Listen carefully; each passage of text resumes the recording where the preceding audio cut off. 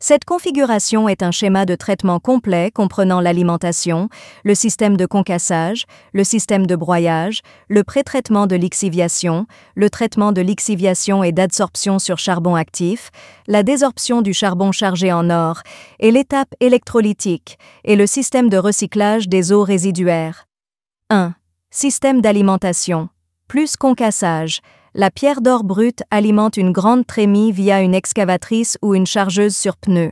Il y a une goulotte d'alimentation sous la trémie qui peut alimenter le matériau de manière uniforme dans le concasseur à mâchoire. La trémie peut être fabriquée sur le site minier par les clients eux-mêmes en fonction de la situation réelle. Le concasseur à mâchoire a concassé la roche à une taille plus petite. Le produit du concasseur à mâchoire est transporté vers le prochain concasseur à mâchoire fine par un convoyeur à bande. Le concasseur à mâchoire fine écrase la roche en dessous de 20 mm. Le produit du concasseur à mâchoire fine est transporté vers le tamis vibrant suivant par un convoyeur à bande. Le matériau de plus de 20 mm est renvoyé au concasseur à mâchoire fine pour être à nouveau broyé. La production inférieure à 20 mm est acheminée vers la trémie de stockage suivante, souterraine, via un convoyeur à bande. Cette trémie de stockage est principalement destinée au stockage. Sous la trémie se trouve un alimentateur vibrant pour alimenter le minerai concassé dans une trémie de transfert plus petite. Il y a également un alimentateur à vibration électromagnétique sous cette trémie de transfert. C'est pour tamponner et alimenter le matériau uniformément, transporter les graviers fins jusqu'au broyeur à boulet par un convoyeur. 3. Pré-traitement de lixiviation. La petite poudre fine du classificateur en spirale ira dans un réservoir à lisier et utilisera 2 pompes à lisier pour pomper la boue dans un épaississeur. Avant que le lisier ne soit transporté dans l'épaississeur, il y a un écran de sécurité pour filtrer d'abord certains déchets. L'écran inférieur ira directement à l'épaississeur. En même temps, un floculant doit être ajouté pour l'épaississeur. Les eaux de débordement de l'épaississeur vont vers des bassins de décantation, puis l'eau peut être recyclée après précipitation. La sous-écoulement de l'épaississeur s'écoulera dans une cuve de mélange. Utiliser ensuite une pompe à lisière ou pomper le matériau dans des réservoirs de lixiviation de 2 pièces. Les produits chimiques associés doivent être ajoutés en conséquence ici. 4.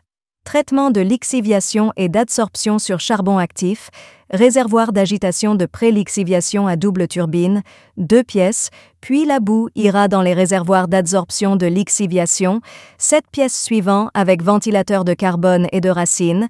La quantité et la taille du réservoir dépendent de la capacité de traitement. 5. Désorption du carbone chargé en or et étape électrolytique. Le carbone chargé d'or sera transporté vers un tamis vibrant linéaire pour la séparation du carbone et de la boue. Ensuite, le carbone chargé d'or ira à la température normale et à la pression normale. Le système d'électrolyse par désorption obtiendra de la boue d'or après l'électrolyse. Ensuite, sécher la boue dorée dans l'étuve.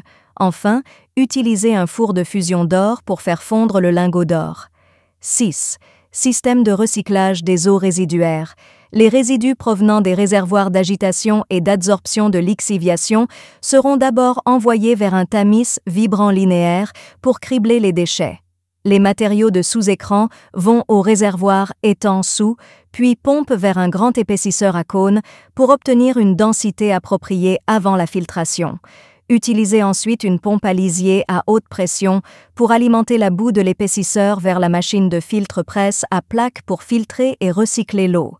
Et les résidus seront séchés et transportés, si vous n'avez pas besoin de recycler l'eau et de faire des résidus secs.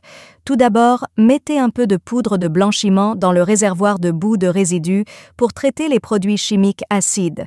Afin de réduire l'influence chimique sur l'environnement, les résidus peuvent alors être évacués trop loin par le canal.